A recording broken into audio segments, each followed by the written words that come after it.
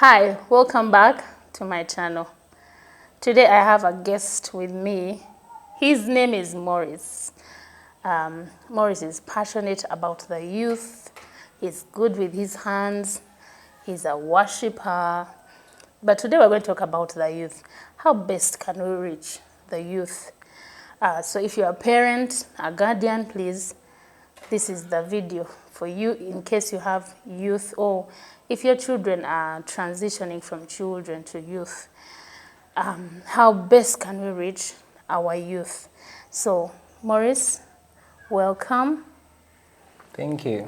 Thank you. Yes, it's such a good opportunity and moment. I am so thrilled and happy to be talking about youth or young people today. Yes, my name is Morris, and I'm so honored. I serve the young people, and it's coming to over 10 years now, serving young people. And I started that when I was 20. So I know you could actually do the math. Yes, so yeah, but it's a good thing. I love young people. I'm so passionate about young people, and it's all I do right now. And I look forward to seeing many young people transitioning from that area of their lives to become adults who have influence, who are responsible enough to live within our communities. And she talked about great things that I get to do. I only don't do youth work because I know with young people, like, you need to be creative. Yes. And I'm so honored. I do a youth podcast. You can find the podcast on Spotify, on different streaming platforms, and it's called Understanding True Love, and it's basically to help young people, because we know that's the area that is that at that age there's a lot of questions that they get to ask, and sometimes they're not even answered. And I am so honored that I get to do that. I do also Christian apparels. Right now I'm wearing one. This is Lumonde. Yeah. And it's not just sweet potatoes. It's getting the Bible and being creative with it. And this is from Genesis chapter 1 and all through. And it talks about creation. So I just decided to pick one plant, and that was Lumonde. Yeah. So. Well, thank you, Morris. You're welcome. So my guest is very qualified. The list of qualifications. Yeah. So Morris, when did the passion for the youth begin for you? Because one of the things that I noted about you is when you were mentioning that you were going to school to learn to study how to be a youth worker. Is that the... Yeah, that amazed me. And I realized for you, youth work is like a passion. Yeah. It's not just a job. So when did that passion start? Wow. When I get to take it back in time, I think it was this week that I was thinking about this question. Someone was asking me for how long I had been serving the young people. And then that when it just dropped in my mind, I was like, wait a minute. I've actually been having this passion for a long time. It takes me back to when I was a youth myself.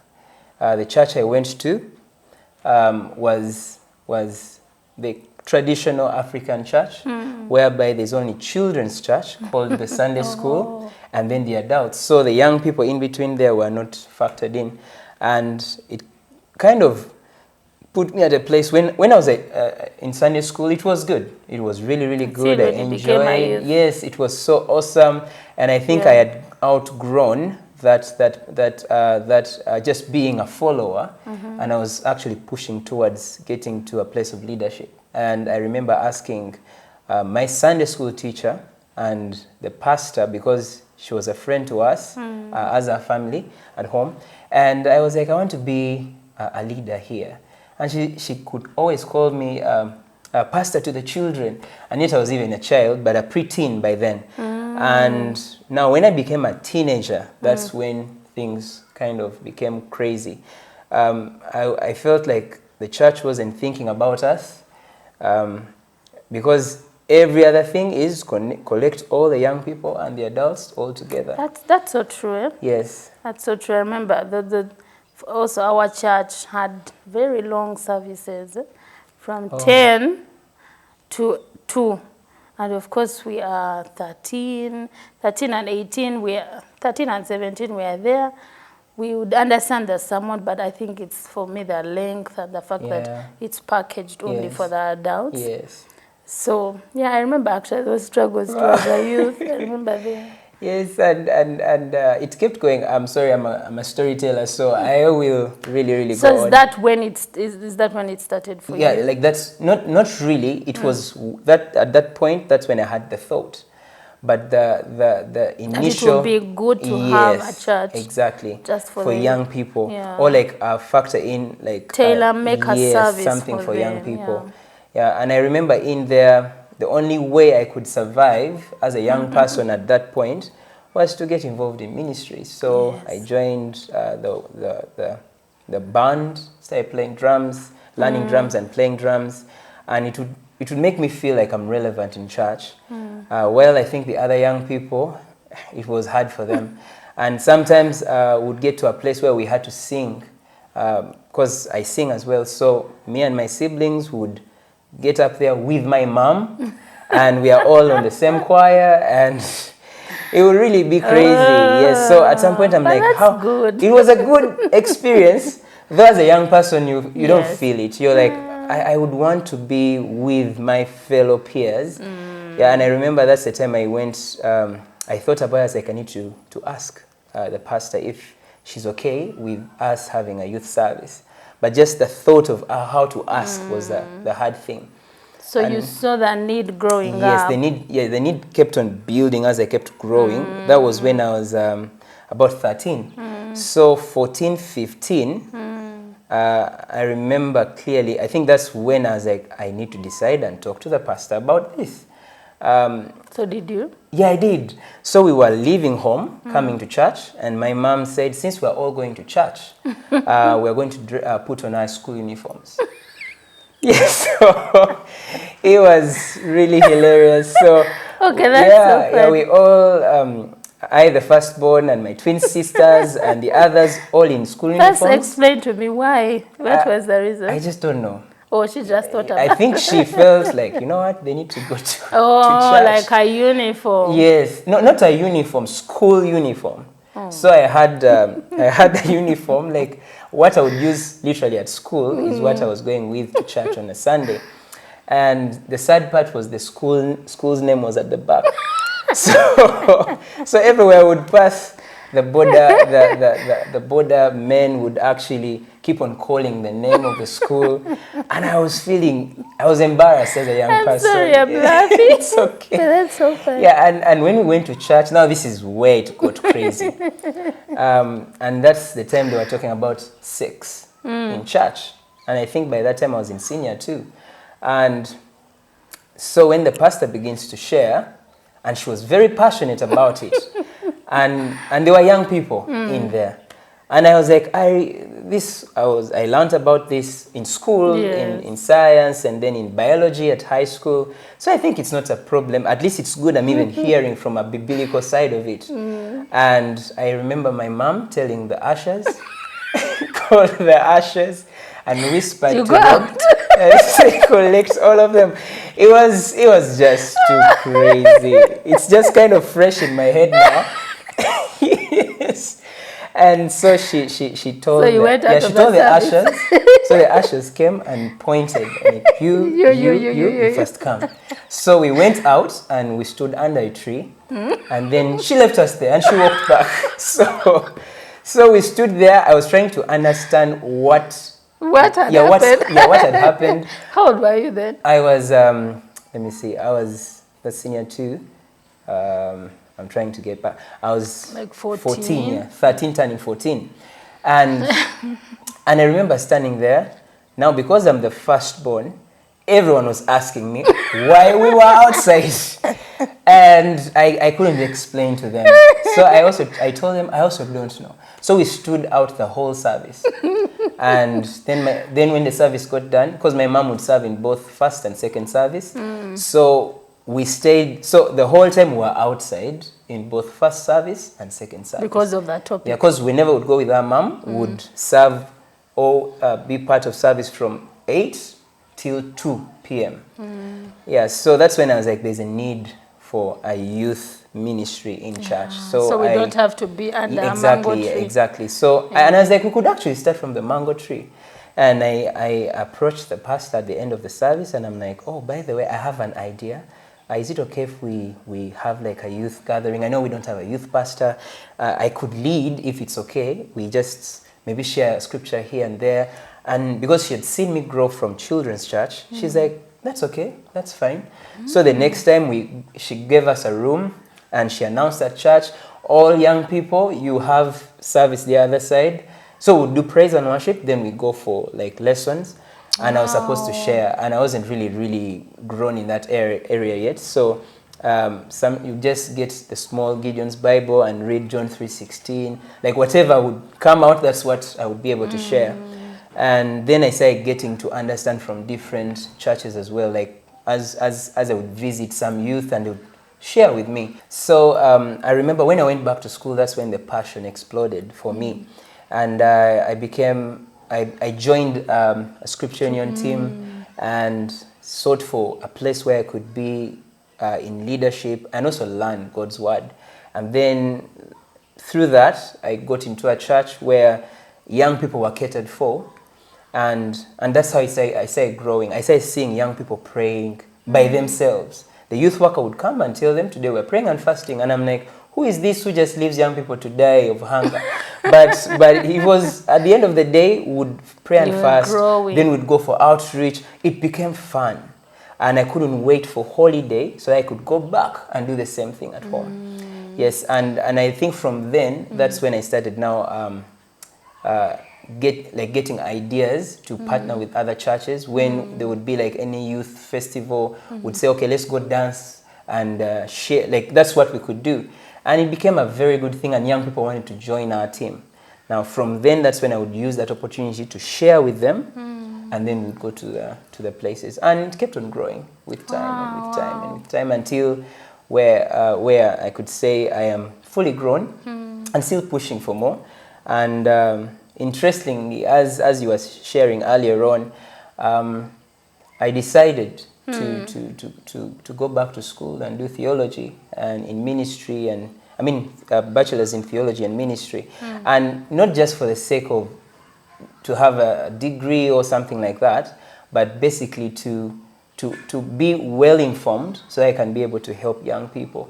Yeah, because I know most I've had this with especially mothers. They always say, like, for me it's a bit different. For the moms, they say when a child is born, that's the very most delicate part of their lives.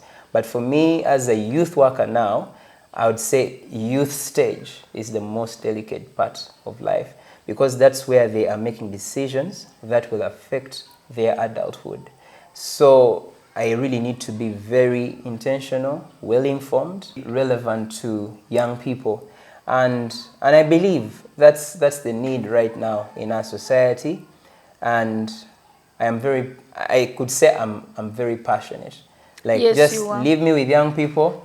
That's it. Sometimes it scares me. Some young people also ask me, so when you turn 70, what are you going to be doing? And I always tell myself, I think at 70 I would still be doing youth work. You can mentor. Yeah, I could actually, yes, actually not even doing, but mentoring, and it would help. Yeah. Because I believe it's a good thing to champion. It's actually a calling. It is. It's a calling. That's when I heard you say you're going to school to learn that, I was like, wow, this is more than just work. It is. So Maurice, would you share with us your experience? You've worked with a youth for several years. Yeah.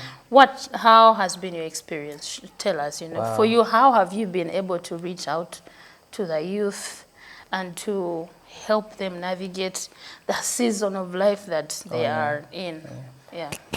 I think, not actually thinking, like when I just get to hear you ask the question. Personally, for me, I think the first time I got to serve officially the young people. When I mean officially, I don't mean like a job. I mean being able to have the young people around me and be able to do it. So I remember the first time, it wasn't easy. It wasn't easy. It was actually a sad moment. A young person came to me and told me they were abused by their uncle. And I'm like, okay, what do I do? So I remember calling the youth worker who was there before me, and I was like, okay, I need advice here. Like, what could I do? What should I do? And he told me, you're the youth worker. Like, you know what to do. Figure it out. Yeah, yes, I felt everything was just dawning down on me, because I was just 20 years old, and the people on my team that I was serving, who I was serving with, were older than me. And I thought I could ask for their advice. I tried to. They were like, you're also our leader, so, you know, and you were leading them. Yes, and I didn't know how to go about it. And I remember kneeling down behind a tent and saying, God, this is not nice. I wouldn't feel good that this has happened to this child. And what do I do next? And the first thought is, go to the police. Yeah, and I had to go that direction, that route, and try to build muscle here and there to understand there are certain things within youth work that might need local authorities as well to be involved in, being able to have mentors who come mentor the young people. So that started growing and growing, and also me trying to learn from other youth workers. And I'm glad the church I go to gives me an opportunity to grow. Yeah, because there are youth camps, and then you get to share ideas, there are meetings, there are trainings, and that helped me grow in one way or the other. So the experience has been actually a good one, I would say that.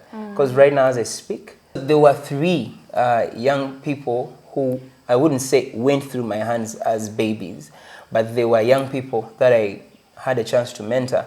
And right now they're married. Yes, one got married to a pastor. Yes, wow. Yes. And of course it made me, I couldn't believe that. That was in 2018. She gives me a call and tells me, Uncle Morris, I am getting married. It kind of shocked me when I got to hear that, when she told me she was getting married. It kind of it didn't scare me, of course, but it made me start to think. So were you older than them, Morris? Yes, I was. I was older. And I kept thinking, okay, this girl made a right choice. And that's when I started realizing whatever that a youth worker does is very important and very critical. Because I remember telling, there was a scenario that had happened at church, and of course, young people being young people, they got attracted to each other, then they were lusting after each other, infatuation kicked in, and I felt this wasn't right, so I had to step in and talk to the girl, and this girl who is now married and is a mom, and then I would say the ex-boyfriend by then, and we sat them down. They were young, and I remember we sat them down, and we talked to them. We're like, what you're doing is not actually beneficial right now. Did she listen? She listened, but I think the guy had a problem. The guy, for him, after the conversation we had with them, both of them, as they went back, the guy is like, you choose. Between me and your youth worker. Are you going to listen to what he's saying, or we're going to continue with our affairs? And the girl was like, anyways, you even came and found us already here when I was part of this church. They've been telling us about A class, abstinence class. I think for by that time, for us, we never would say abstinence class. It would even, for them in the young people's mind, they would actually think even dating is goes on. Yeah, because we told them that it builds from there, especially when you're a young person. So she cut the relationship. Then I think after 2 weeks, 3 weeks, I stopped seeing the boy at church, and the girl stayed serving. And now she's married. And then she finished school, came to serve at church in the worship team, then meets this guy. The guy had a pastoral call, they got married, and then the pastor at the church then told them, you know what, it's okay, we bless you, go start a church. And they went started a church. Wow. And it's so you're amazing. a papa?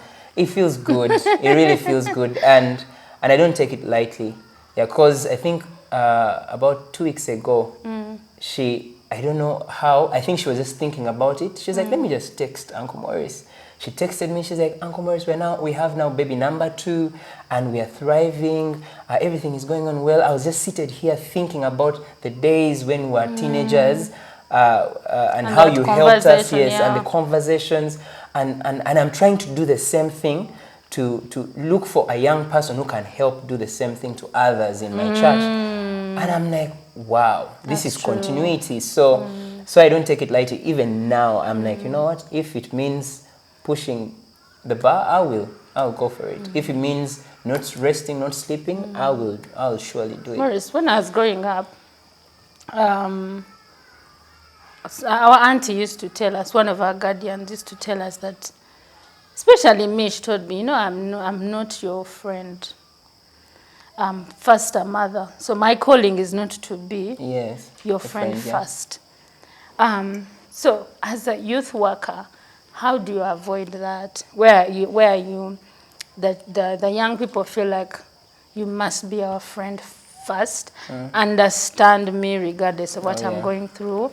How do you navigate that? I think I would say, in one way or the other, there's wisdom applied there as well. You wouldn't want to just be a liberal youth worker. You need to be well informed, and I would want to say the biggest and interesting part, this is good for even those who are Christians or not, who are listening to this. You need to be under the influence of the Holy Spirit. To know, to discern. Because that person comes to you, and of course they are being cunning. They want you to endorse what they are doing. But because we are friends. We are friends. So you shouldn't talk to me like this, and then you shouldn't correct me because we are friends.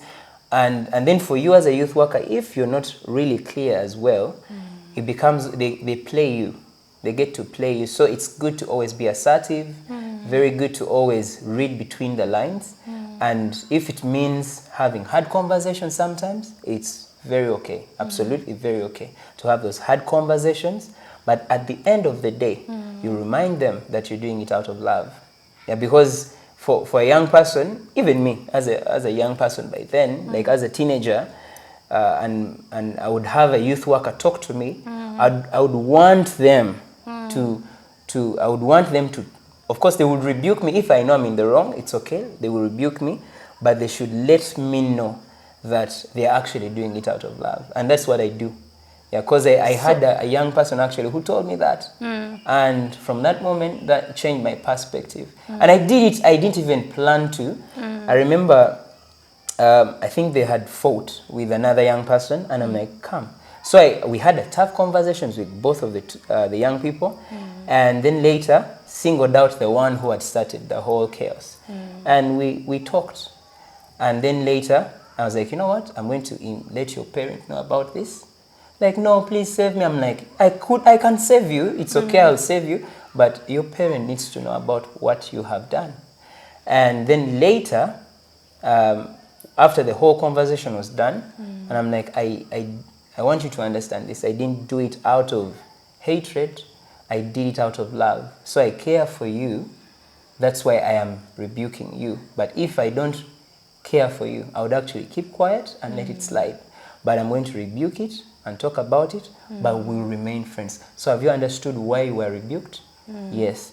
But the yes was a bit shaky. And then I think few months later, I asked them, I was like, so I was having a personal evaluation with young people, like one-on-ones. So I'm like, what do you like about me? What do you like about me? And this individual told me, Uncle Morris, what I like about you is when you rebuke people or you rebuke me, later you tell me you care for me. And that's why I listen to you. And I'm like, oh, so meaning it is actually very okay to rebuke, but then also help show them. Care show care that you didn't do it from a malicious place, but you've done it from a place of respect. And also you want to help them become great people. Yeah. Wow, Morris. Yeah. So how do you avoid the replacing the parent? Yeah. because it's hard. Sometimes when young people come to you and they've had issues with their parents or guardians, they feel like, my guardian, my mother is bad. But you, Uncle Morris, or you, the youth worker, will definitely understand me. And of course, because with youth work, you're juggling between rebuking them, but also being Caring, yes, kind yeah. and loving, but also fun, Yeah. which sometimes as parents we don't have. Yeah. So how do you avoid replacing the parent? Because you're meant to be as if a bridge Yeah. between that child, that young person, and the parent. And I feel like, how do you do that? Okay. Because it would help even aunties and uncles who are helping children to know how to navigate yeah. that. Yeah. And I think my mind, as you were saying that, I was thinking about the first 2 years of my youth work. Yeah, because I think it was almost that test that I got because I don't know, I think I have switch personalities. Like I am too reserved, like very like an introvert, I guess. Introverted, Yes. yeah. Yeah, and I just love my space. But then because I serve with young people, there's no way you can be an introvert. Like you have to be outgoing and so exciting. So most of the time, when I'm around young people, I'm just too crazy and too fun to be around. And I think most young people say like this guy is fun. We want to be around him. Of course, there are those who would come and be like, start to compare me and their parents, or compare me with their dads. They're like, I wish you were my dad. And I'm like, yeah, wishes are true, but like wishes are there, but it can never be true. Come Yeah. true, yeah. Yeah, but I got to that place of narrowing it down 2 years of doing youth work, and that's when I was like, now if I am saying I am very open or free with young people, or they are free with me, now what happens if they are telling me things that they need to resolve at home? And then that's when I realized there's supposed to be actually something called a parent dialogue, whereby I have to be, like, get to know their families. But sadly, some families don't care, like they're not even into the church thing. So they would the young people would come to church by themselves. They don't care what they're doing there. But when the child goes back home, there's always chaos at home. And I was like, okay, now I think this is the part I have to be brave. Yeah. I need to walk to their homes, since they've told me this, build a relationship with their parents, so I can share what the young person is saying. Of course, with wisdom. But not share all. Yes, not all. Just a bit of things. Maybe give the parent yes. hints. Hints of, by this and this is happening. Or you could ask your child about this. There's something that might be happening in their life that you might not be aware of. Do you ever encourage a child to go and talk to the parent? Absolutely. Or go with them to talk to the parent? Sometimes there are those who are bold enough, they want a push. So when you tell them, go talk to your parent, they're like, I was waiting for this. Then there are those who are like, if I go, I am done. Like, can you go with me? And then there are others who are like, even if you go with me, you don't know when you leave. So it was something all through to juggle around. But after the 2 years, I was a bit firm. I was like, okay, so I know I can't take the place of a father or a mother in the life of this child. Yeah, so even me, I wanted to trade my parents. It reached a point when I felt like other people understood me more than my parent. But I got to realize that, you know what, as a youth worker or an adult, you can't replace you can't replace the parent role in the lives of these young people. Yeah, so it took me time to understand that. And then after some moment of I think a period of 2 years, I kind of understood. But I think what I need to do is now learn how to, connect the teenager to their parent and the parent to the teenager. Of course, others would feel confused, asking me, don't come to my parent, don't do this. But then you'd want the parent to know exactly what's happening in the life of their young people, because they've trusted you with what's going on. And of course, not going to tell their parents everything, but just telling the parents, I think you need to just find time and ask your child about this. Just observe them. Maybe there's this that is happening, to help the parent. Yeah, and that brings a win. Do you sometimes have conversations with a parent? Yes, I do. I think from that moment, that's when I realized I need to develop something that is good, and it became a parent dialogue.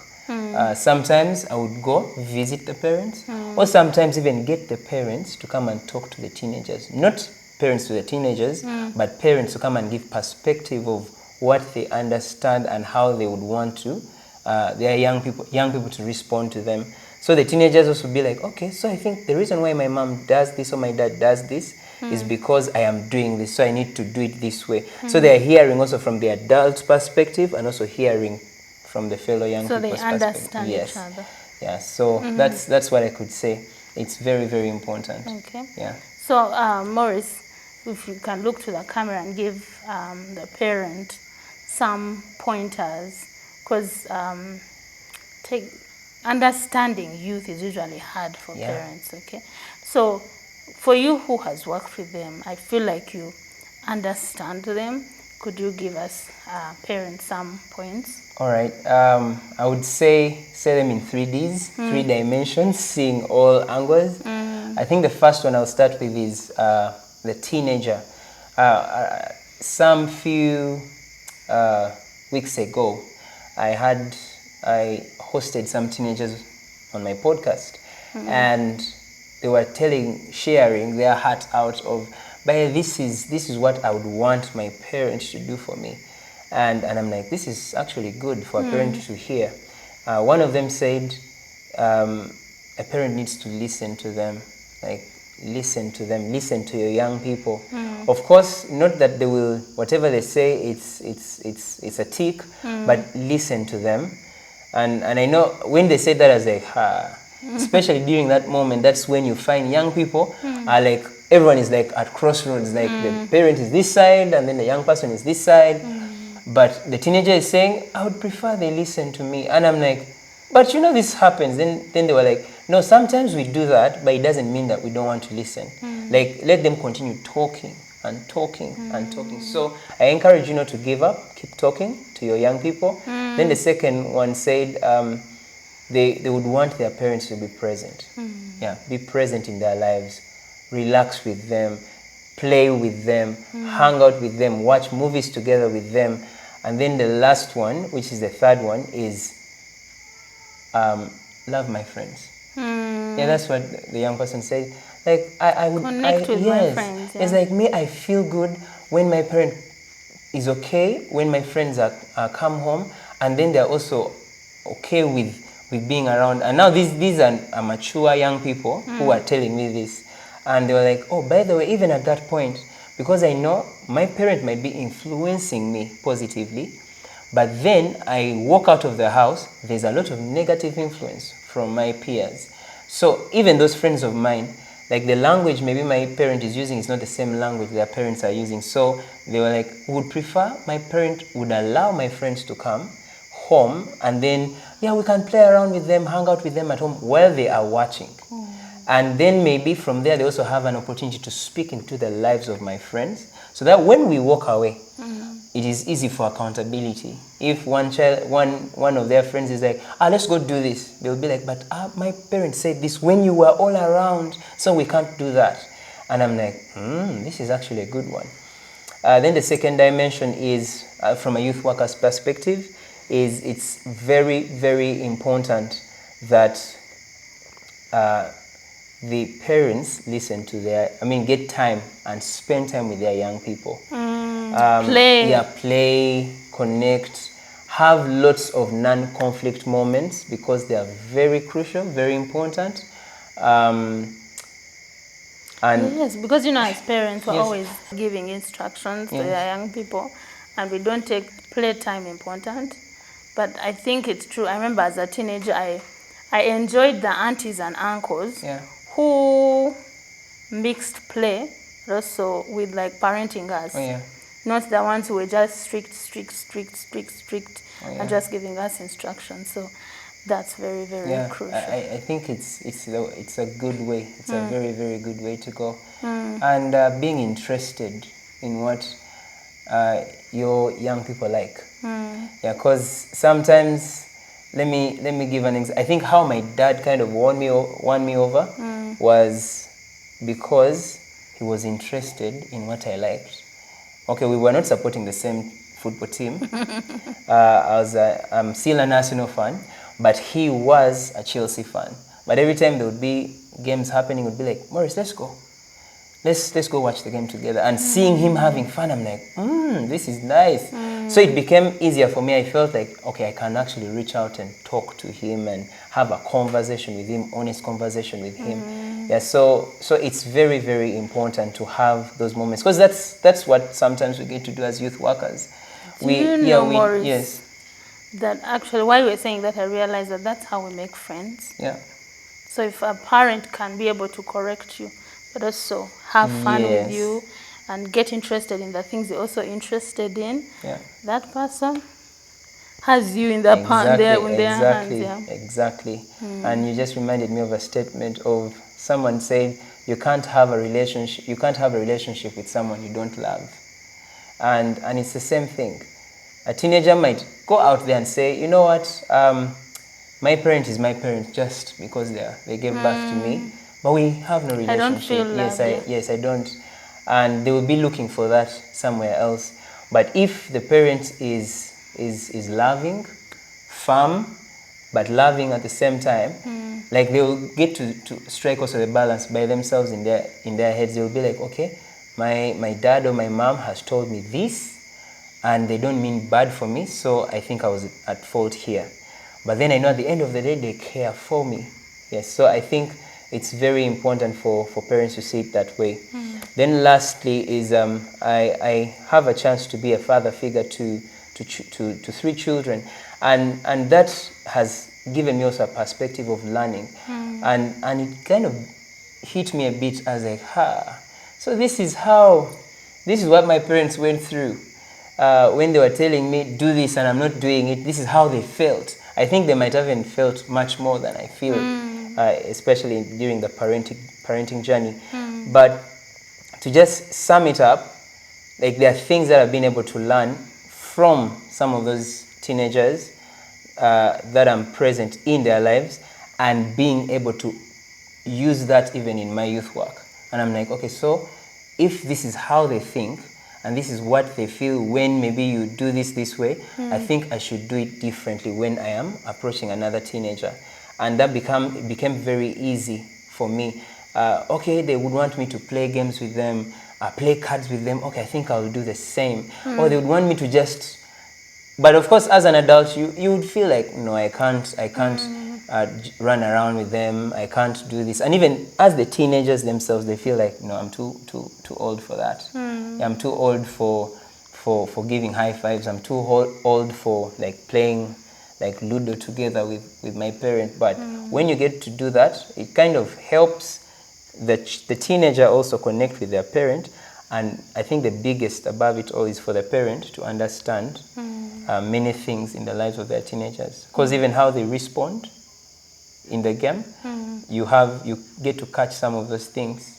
Yeah. Like, and then you can teach them. Yes. Is that the non-conflict time we're talking yes. about? Like they're playing Ludo, and then all of a sudden they are winning, and it's all about them. And then you realize there's something they need to learn from here. Or when they are losing, they feel like they just want to walk out of the game. They want to give up. And then you realize, okay, this is where I also need to pitch in and be able to talk to them.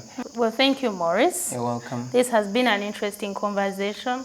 That season of our lives is always not easy, that teen age. And teen age is always tricky because they're transitioning from being a child to now feeling like I understand. I know what I'm doing. Yeah, so I hope parents, you have learned something. At least 1 or 2 things that you can use on your parenting journey. And if you can go and follow Maurice on the podcast. Yes. So that you can learn more, because his content is really about reaching out to the youth.